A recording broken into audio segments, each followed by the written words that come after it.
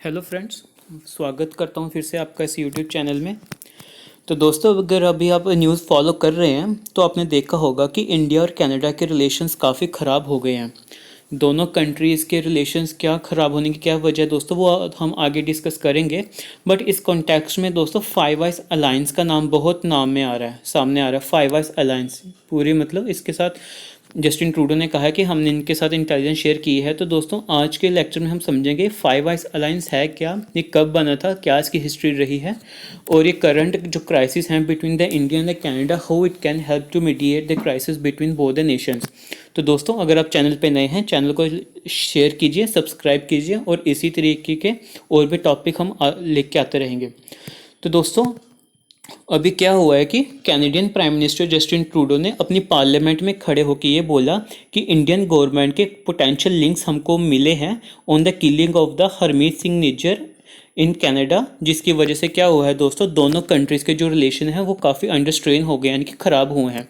मुझे याद नहीं है दोस्तों लास्ट टाइम हमारे इतने रिलेशन कब ख़राब हुए हैं, क्योंकि दोनों कंट्रीज़ ने एक दूसरे की वीज़ा सर्विसेज सस्पेंड कर दी हैं। पहले कनाडा ने हमारे वीज़ा सर्विसेज सस्पेंड किए, उसकी रिटेलिएशन में भारत ने भी कनाडा के जो वीज़ा हैं वो सस्पेंड कर दिए। उसी की लाइन में दोस्तों, पहले कनाडा ने हमारा एनवॉय जो डिप्लोमेट पोस्टेड थे कनाडा में उनको एक्सपेल किया। उसी को रिटेलिएट करते हुए भारत ने भी उनका एनवॉय एक्सपेल कर दिया। इसके अलावा दोस्तों, ट्रेड और इमिग्रेशन पे भी इम्पैक्ट पड़ता है, क्योंकि इंडिया और कनाडा के बीच में ऑलमोस्ट 8 बिलियन का ट्रेड होता है, जिसमें कि इंडिया 4 बिलियन इंपोर्ट करता है और 4 बिलियन ही एक्सपोर्ट करता है। ठीक है, ये हमारा ट्रेड हैम्पर हुआ है। उसी तरीके से दोस्तों, हर साल 2 से 3 लाख हमारे जो स्टूडेंट्स हैं वो इंडिया छोड़ के कनाडा जाते हैं पढ़ाई करने के लिए, और उस पर भी काफ़ी सारे रिलेशन हुए हैं दोस्तों। ठीक है, जो इशू है ये जो इन्फ्लुएंस भी कर सकता है दोस्तों हमारे जो कॉमन एलीज हैं वेस्ट में, जैसे यूएस वगैरह के साथ। ठीक है, तो इतने ख़राब रिलेशन हो गए हैं दोस्तों। जो स्पोक्स पर्सन है यूएस और यूके के, उन्होंने फिलहाल ये कनाडा को ये कहा है कि आप अभी तक निज्जर की किलिंग की इन्वेस्टिगेशन कीजिए और हमारे साथ रिपोर्ट शेयर कीजिए। उसके बाद ही जब रिपोर्ट शेयर होगी तब हम कुछ बता सकते हैं, इसके बारे में कुछ कर सकते हैं। दोस्तों, जो 5 कंट्री हैं, जैसे यूएस हो गया, यूके हो गया, कनाडा हो गया, ऑस्ट्रेलिया हो गया, न्यूजीलैंड हो गया, ये एक फाइव आइज अलायंस जो कि एक मल्टीलेटरल ग्रुप है इन 5 कंट्रीज़ का, इसके हिस्से, इसका मेंबर्स हैं 5 कंट्रीज फाइव आइज अलायंस का। तो दोस्तों, इसकी सिग्निफिकेंस क्या है, चलिए आगे देखते हैं। दोस्तों, why was the five eyes alliance found, बना क्यों था ये इस दोस्तों, जो इसकी कंट्रीज हैं, जैसे कि 5 कंट्री जिसका हमने नाम लिया, ये इनका काम है कि एक दूसरे के साथ इंटेलिजेंस शेयर करना, ताकि in one of the world's most unified multilateral agency. जैसे कि दोस्तों आपको पता है यूएस की इंटेलिजेंस एजेंसी क्या है, सीक्रेट, सीआईए आपको पता होगा। यूके की क्या है, MI6। जैसे इसी तरीके से जो कनाडा की है वो CSIS है, sorry CISIS, Canada intelligence services, इसी तरीके से है, और ऑस्ट्रेलिया के भी है। तो इनका काम क्या हो गया दोस्तों, इन्हें 5 कंट्रीज, दोनों 5 कंट्री साथ में आई और इन्होंने ना एक अपनी अलायंस बनाई, 5 मल्टीलेटरल अलायंस, जिसको इन्होंने फाइव आइज अलायंस का नाम दिया।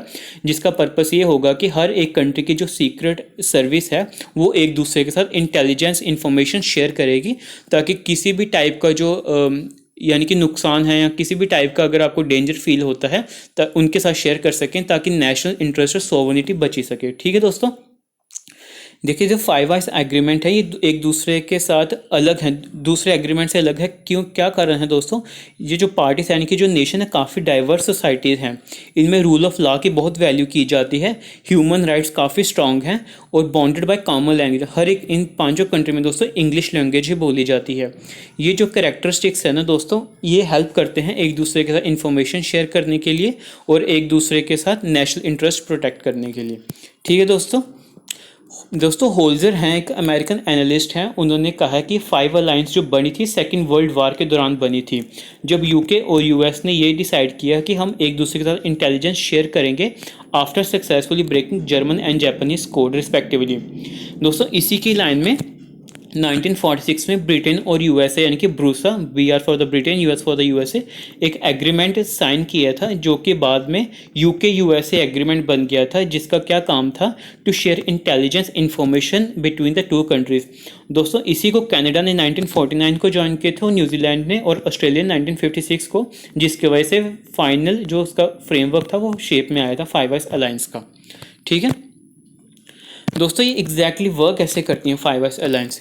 देखिए दोस्तों, जो कंट्रीज होती हैं वो एक दूसरे के साथ on the basis matters of intelligence gathering and security करती ही रहती हैं, ठीक है, इंगेज करती हैं on the matters of intelligence and security. अभी रिसेंट ईयर्स में दोस्तों, जैसे आपको पता है, एशिया में चाइना का राइज काफ़ी सारा हुआ है। It has emerge as a potential threat to the most developed countries like the US, UK और न्यूजीलैंड। तो इसकी वजह से क्या है, चाइना को भी काउंटर करने के लिए अभी ये फाइव आइज अलायंस के जो कंट्रीज हैं वो और क्लोज हुए हैं और साथ में हुए हैं। बट हाँ, हमको यहाँ पे ये भी देखना पड़ेगा दोस्तों कि चाइना का न्यूजीलैंड और ऑस्ट्रेलिया के साथ काफ़ी अच्छा बिजनेस है। तो हम ये नहीं मान सकते हैं दोस्तों कि फाइव आइज अलायंस हमेशा से ही चाइना के साथ एक ही पेज पे है। क्या कारण है, क्योंकि अगर चाइना, ऑस्ट्रेलिया और न्यूजीलैंड का अच्छा बिजनेस है दोस्तों, ट्रेड काफ़ी सारा होता है, अगर ये यहाँ पे कुछ इम्पैक्ट करते हैं तो इसीलिए थोड़ा इनके रिश्ते में भी खराबी थोड़ी सी आ सकती है। इसलिए इतना ब्लंटली नहीं बोला है इन फाइव आइज ने चाइना का अगेंस्ट जितना बोलना चाहिए। रीज़न आपको पता है, बिकॉज ऑफ द ट्रेड सेक, ठीक है। तो 2016 में क्या हुआ था दोस्तों, the five eyes intelligence oversight and review council बनी थी। इसका क्या इसमें था, non in political intelligence oversight review and security entities of the five eyes countries, ठीक है। दोस्तों अभी ये फाइव आइज कैसे रोल प्ले कर सकते हैं to resolve the between India and Canada issue. दोस्तों जैसे कि कंट्रीज हो गई, यूएस हो गए, यूके होगा, ऑस्ट्रेलिया होगा, वो अभी इंडिया में काफ़ी क्लोज हैं ये सारी कंट्रीज। यूएस के साथ तो हमने इंडो पैसिफिक में हमारा काफ़ी अच्छा कंट्रीब्यूशन है। क्वाड के हम मेंबर हैं, जिसमें कि यूएस भी है, ऑस्ट्रेलिया भी है। मालाबार में दोस्तों, मालाबार जो एक्सरसाइज होती है वहाँ पे ऑस्ट्रेलिया के साथ हम लोग करते हैं। तो इंडिया का भी जो स्टेचर है रिसेंट पास्ट में काफ़ी सारा बड़ा है, जिसकी वजह से वेस्टर्न कंट्रीज हैं वो काफ़ी अच्छे टर्म्स में हैं इंडिया के साथ। लेकिन हमको ये भी और इन कंट्रीज़ में इंडिया ओरिजिन डायस्पोरा और पॉपुलेशन भी काफ़ी ज़्यादा है कनाडा की तरह। लेकिन हमको ये भी पता होना चाहिए, due to this agreement and historical closeness, ये सारी कंट्रीज़ चाइना का भी काफ़ी सारी क्लोज हैं।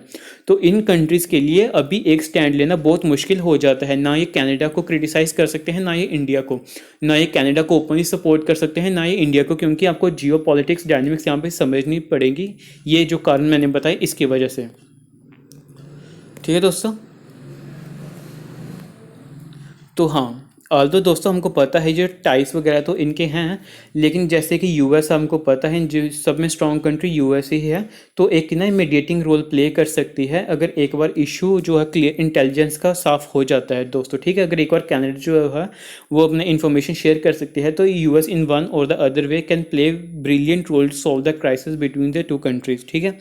कनाडा जो है वो यूएस को भी अप्रोच कर सकते हैं, दूसरे पार्टनर को भी अप्रोच कर सकते हैं to share information the investigation given their wider network and the capabilities. इसी तरीके से दोस्तों ये जो इश्यूज हैं ये एक on the basis of diplomatic terms पे ही सुलझे जाएंगे। तो इसका हमको देखते हैं फर्दर क्या प्रोग्रेस होती है इस मैटर में, we will be updating you, ठीक है दोस्तों। चलिए आज के लिए हम इतना ही रखते हैं, बाकी चैनल को सब्सक्राइब कीजिए, इसकी पीडीएफ मैं टेलीग्राम में डाल दूंगा। ओके दोस्तों, बाय।